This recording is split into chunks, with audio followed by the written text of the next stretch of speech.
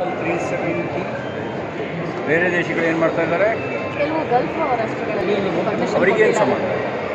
ಅವರಿಗೇನು ಸಂಬಂಧ?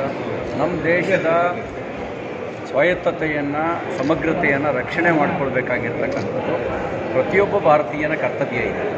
ಆರ್ಟಿಕಲ್ 370 ಒಂದು ಪ್ರಮಾದ.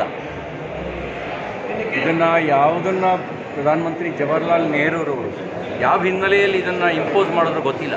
ಅದರ ಪರಿಣಾಮ ಭಯೋತ್ಪಾದನೆ, ಅದರ ಪರಿಣಾಮ ಕಾಶ್ಮೀರದ ಮೂಲ ನಿವಾಸಿಗಳು ತಮ್ಮ ನೆಲದಲ್ಲೇ ನಿರಾಶ್ರಿತರಾಗಬೇಕಾದಂಥ ದುಸ್ಥಿತಿ, ಅದರ ಪರಿಣಾಮ ಭಾರತದ ವಿರುದ್ಧದ ಘೋಷಣೆ.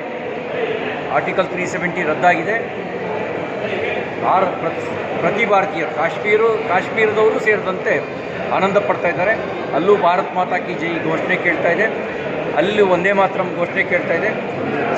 ಸಂವಿಧಾನದ ಪ್ರತಿಯೊಂದು ಅಂಶವೂ ಕೂಡ ಕಾಶ್ಮೀರಕ್ಕೂ ಅಪ್ಲೈ ಆಗ್ತಾ ಇದೆ. ಮುಂಚೆ ಅಪ್ಲೈ ಆಗ್ತಿರಲಿಲ್ಲ, ಅಲ್ಲಿ ಮೀಸಲಾತಿ ಇರಲಿಲ್ಲ.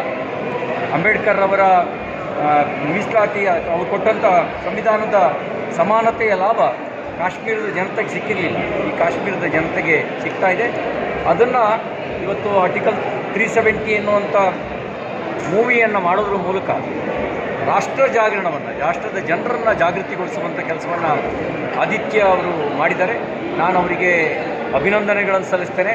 ದೇಶಭಕ್ತಿಯ ಚಲನಚಿತ್ರಗಳು ಬರಬೇಕು. ದೇಶದ ಜನರಲ್ಲಿ ದೇಶಭಕ್ತಿಯ ಜಾಗರಣೆ ಆಗುತ್ತೆ. ಮನೆಯೊಂದು ಮೂರು ಬಾಗಿಲು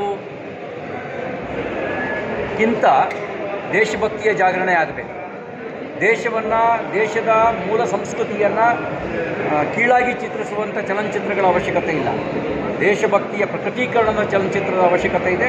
ದೇಶದ ಜನ ನಾವೆಲ್ಲರೂ ಒಂದು ಅನ್ನೋ ಭಾವನೆಯನ್ನು ಜಾಗೃತಿಗೊಳಿಸುವಂಥ ಚಲನಚಿತ್ರದ ಅವಶ್ಯಕತೆ ಇದೆ.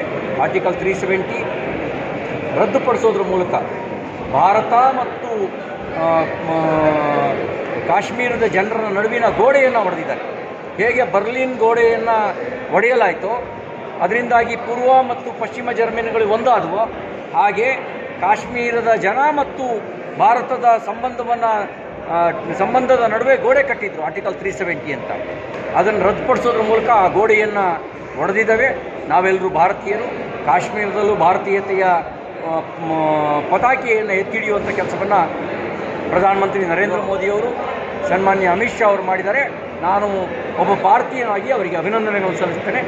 ಈ ಚಲನಚಿತ್ರವನ್ನು, ಈ ಒಂದು ಕಥಾವಸ್ತುವನ್ನು ಆರಿಸ್ಕೊಂಡು ಇದನ್ನು ಜನರಿಗೆ ಚಲನಚಿತ್ರದ ಮೂಲಕ ಮುಟ್ಟಿಸುವಂಥ ಕೆಲಸ ಮಾಡಿರ್ತಕ್ಕಂಥ ನಿರ್ದೇಶಕರಾಗಿರ್ತಕ್ಕಂಥ ಆದಿತ್ಯ ಅವರಿಗೂ ಕೂಡ ನಾನು ಅಭಿನಂದನೆಗಳನ್ನು ಸಲ್ಲಿಸ್ತೇನೆ.